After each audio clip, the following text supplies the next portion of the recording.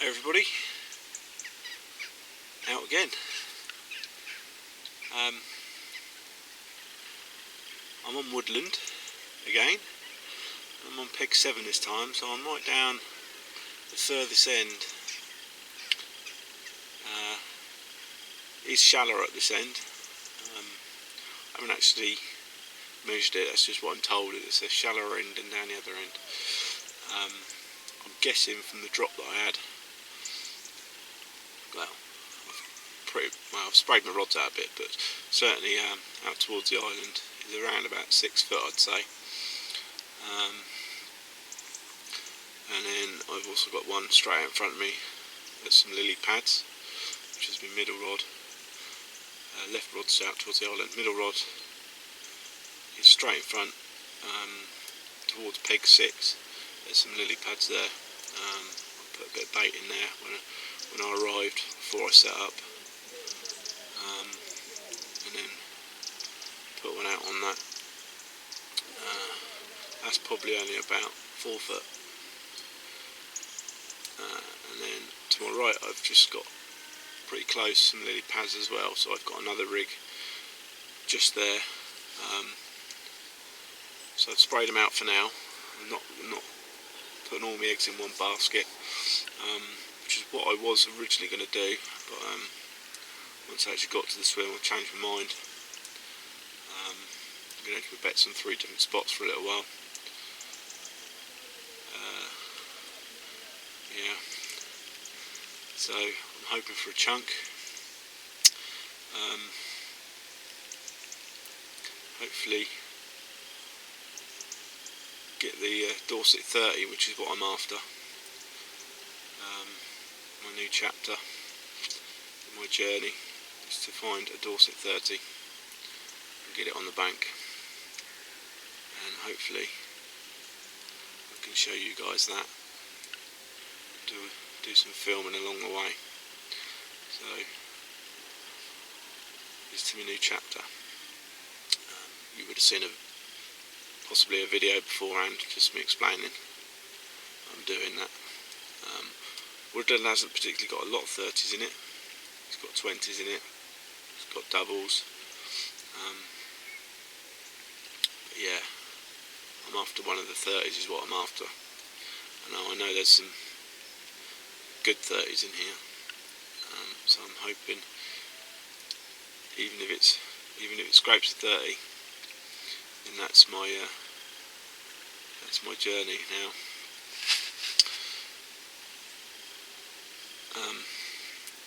Yeah, my right hand rod I've actually gone a little bit different. Everyone seems to be using lead clips. So my right hand rod that's in close I've actually put on a running rig.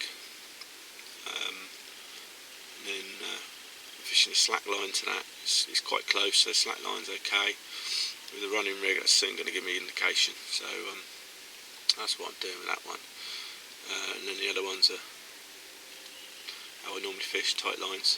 So I say tight, they're not bowstring tight, but they started raining again. So you might get a bit of water on the screen. Yeah, they're not bowstring tight, but they are tight. They're what I call tight.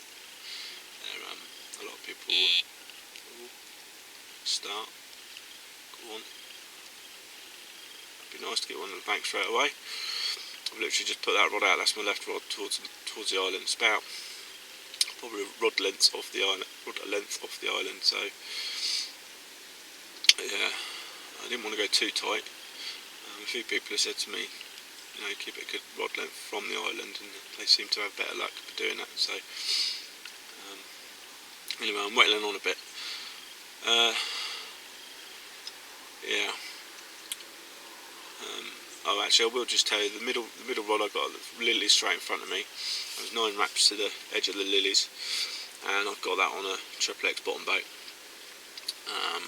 The left hand rod towards the island I've actually got on a multi-rig, and that's on a, well, it isn't a branded pop-up. It's from CC Moore, but it's one that was being played around. Flavors were being played around within the office, and Steve kindly gave me a load of different ones to play around with through the winter. So yeah, I've got one of those on there. It's actually it's a yellow colour. It's quite zesty. So I've nicknamed it with Zest. Just so I've written on the pots just so I know which ones they are. I've called that one Zest. It's quite citrusy. So yeah, that's what I've done. That's what I've got out. And horrible misty rain coming down. It's been raining pretty much most of the morning, so I got here, got my bivvy up before I even got the rods out, just to keep everything dry. Last thing I want to do is 24 hours and be soaking wet through the whole 24 hours and be uncomfortable, because it's no fun. It's no fun. But anyway, yeah, hopefully you'll see me again in a little while. It'd be great if it's with the fish, but I'll come back and show you the swimming a bit once it stops raining. Alright, catch you later.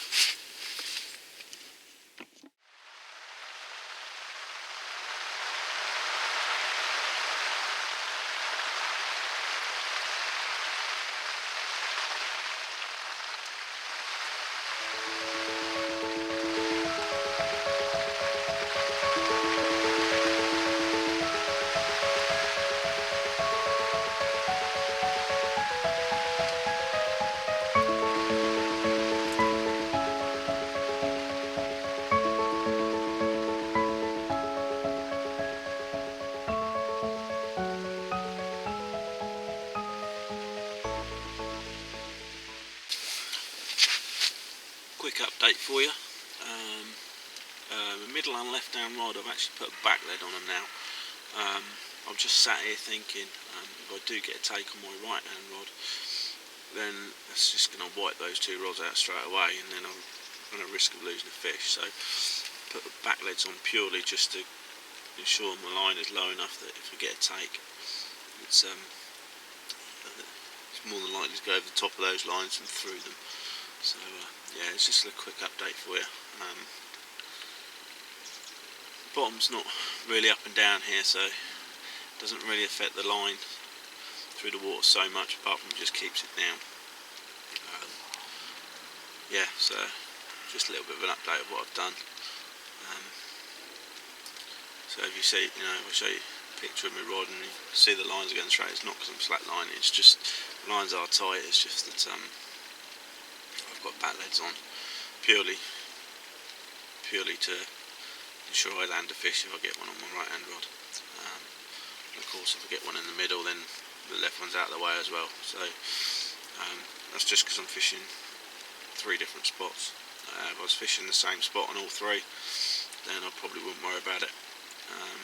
Likelihood is it goes away from you first, goes over the top of the other 2 lines anyway. That's generally what happens anyway.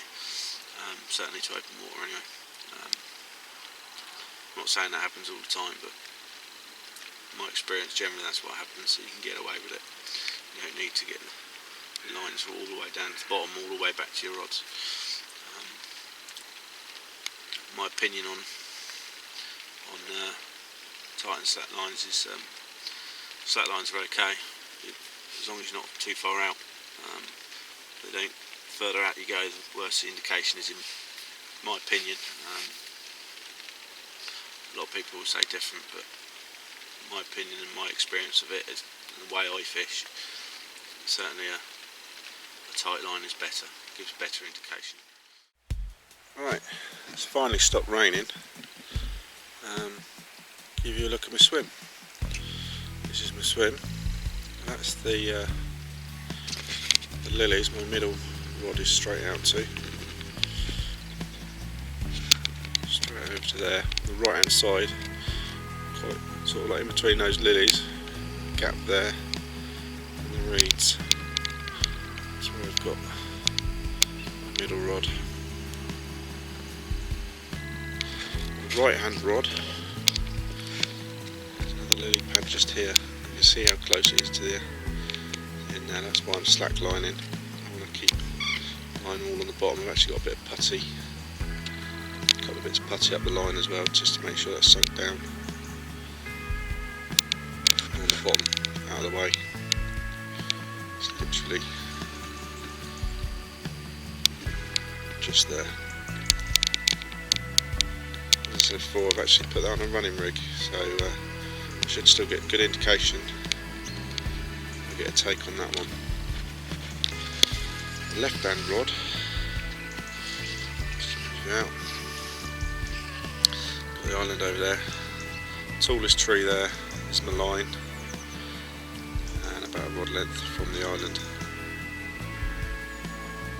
Funny enough, that left hand rod literally just had didn't have an indication on my buzzer, but I did see the end of the rod just flick. I think that was a liner.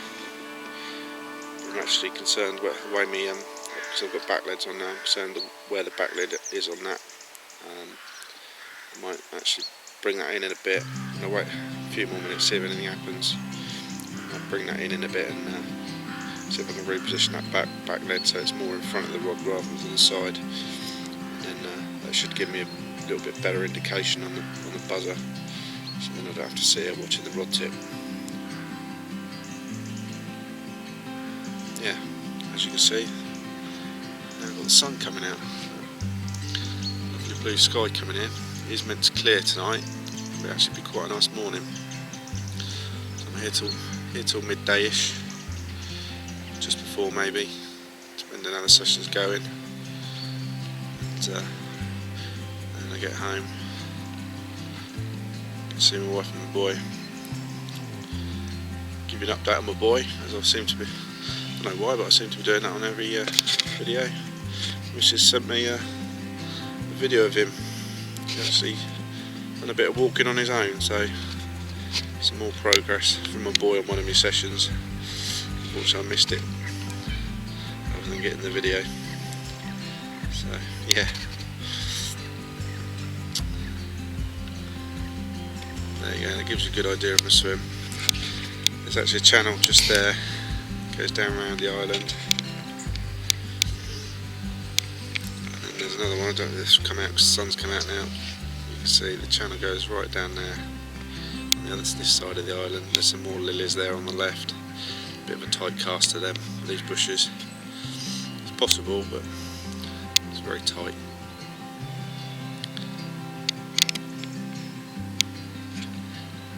If I see any fish moving down there, then I might give it a go, getting a cast down there. At the moment I'm going to leave it on 3 different spots, just to see what happens. I might actually move one of the rods for the night. I might bring that away from the lilies on the middle rod, and then fish out to this middle bit.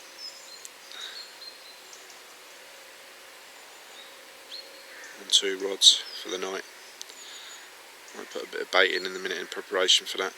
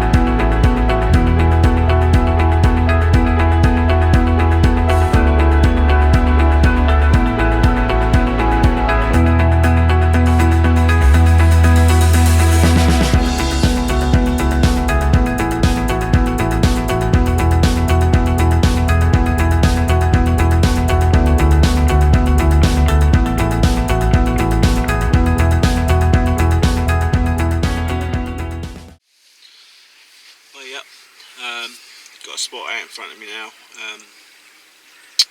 I've actually moved my left rod straight onto it. I don't know if you saw in the film, a little bit of film footage there putting out. Something actually caught the line of my marker, took the marker float under. Only briefly, but something's in that area, so I've put a rod strap on it. Yeah, I've basically catapulted some boilie out there. There's some like I said, some 10s, 15s and 18s, and also some triple X 18s out there, and then spotted some pellet over the top as well. You would have seen that in the footage. Yeah, so sign that something's out there, whether it's a carp or it could have been a pike, or even there's some cats in here as well. So getting a bit cold for cats now, but you know, it's been quite mild for this time of year. Yeah, so fingers crossed. That's a spot. I picked that spot because it's not just because it's straight out in front of me, but as I was pulling it back, wouldn't say it's gravel, but there's certainly some sort of like stones. You know, most of it's clay out there, but there's definitely some sort of like stones out there, maybe a little polished area. So that's why I've chosen it. Yeah, I've got one rod on it, and then I will probably move the rod that I've got straight in, and the lilies in front of me. I should probably move that onto there later as well. Probably once it's dark. Just as it's got dark, I should think, which isn't long now. It's getting quite dark now, so probably only an hour away before I move that as well. But yeah, so that's the progress I'm going in this session. Hopefully that is a spot, and I'll get one out. I'll have something to show you. Alright, cheers.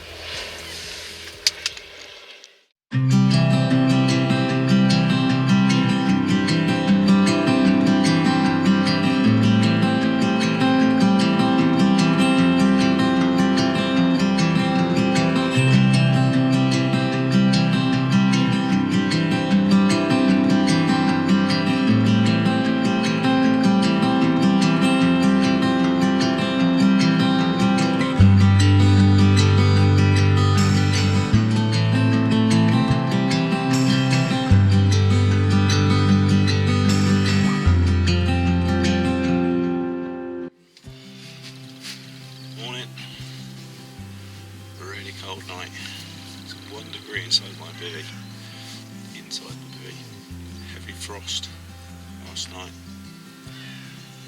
First one I've seen this year, so this winter, not even winter yet really. But it is now just turning November. Cold.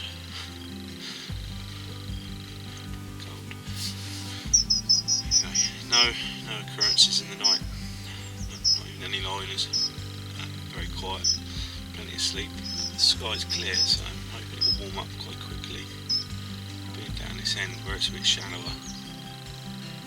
I'm hoping they move down here. I'm going to be here till around about midday. Well, as you can see, the sun's not burning through as I'd hoped. It's now about 8:15 in the morning.